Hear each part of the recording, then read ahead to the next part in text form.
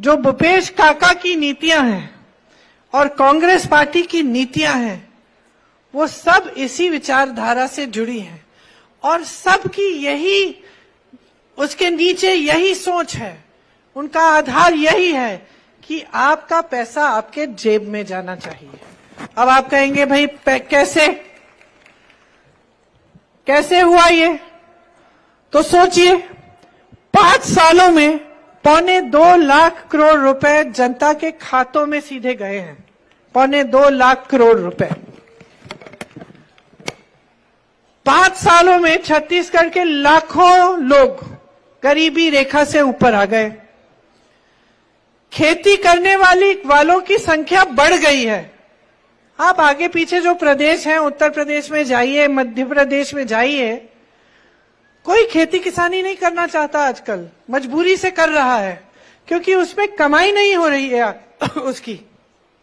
आज छत्तीसगढ़ में आपकी कमाई हो रही है और कमाई इस तरह हो रही है कि जो पलायन करके गए हैं वो कहते हैं कि हम वापस आके मदद करेंगे, घर जाएंगे, खेती किसानी करेंगे, क्योंकि यहाँ पे आपकी खेती किसानी से कमाई हो रही है।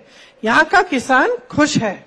देश भर में किसान रो रहा है, आत्महत्या कर रहा है।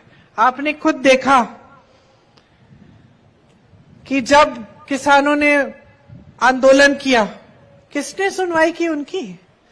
किसी ने सुनवाई नहीं की। ठंड में बैठे रहे, खाना पीना नहीं था, लेकिन लाखों किसान बैठे रहे कि हमारे ये जो काले कानून हैं इनको वापस लो। मोदी जी अपने घर से निकल के नहीं आए, जबकि उनसे 2-3 किलोमीटर दूर लाखों किसान बैठे थे। किसान शहीद हुए, सैकड़ों किसान शहीद हुए, कोई बात करने तक नहीं आया। आपने खुद अपनी आंखों से देखा कि देश का किसान कितना परेशान है। आपने खुद अपनी आंखों से यह भी देखा कि जैसे ही उत्तर प्रदेश का चुनाव आ रहा था, जैसे यहां विधानसभा चुनाव है, उस समय उत्तर प्रदेश का था, जैसे ही चुनाव नजदीक आने लगा बहनों, तब अचानक वो काले कानून वापस ले लिए।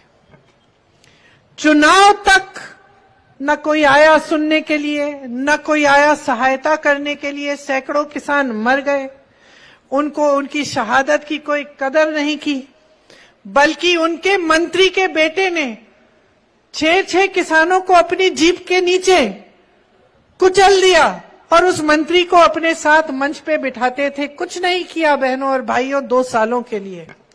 लेकिन जब चुनाव आने लगा तब घबरा गए कि भाई चुनाव आ रहा है, कुछ करना पड़ेगा, काले कानून वापस ले लिए। ये हमारी विचारधारा नहीं है।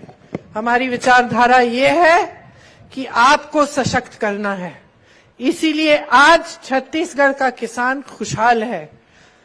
आज ये मात्र एक प्रदेश है जिसमें वन उपजों के लिए भी न्यूनतम समर्थन मूल्य मिल रहा है। 67 वन उपजों के लिए न्यूनतम समर्थन मूल्य आज छत्तीसगढ़ में मिल रहा है। धान का समर्थन मूल्य जो है यहां से ज्यादा किसी और प्रदेश में नहीं है।